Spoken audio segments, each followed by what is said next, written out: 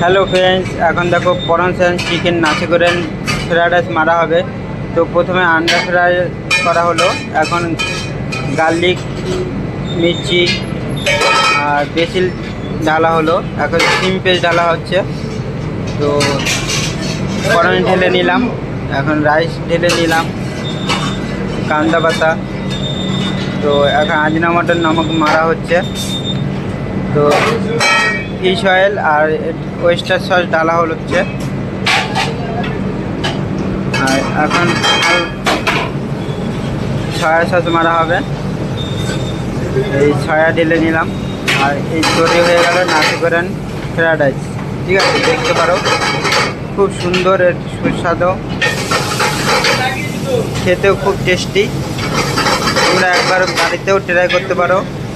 বাড়িতে অবশ্যই ট্রাই হবে না, কেননা এত কিছু জিনিস নেওয়া সম্ভব নয়। দেখতে পারো, রেডি হয়ে গেল।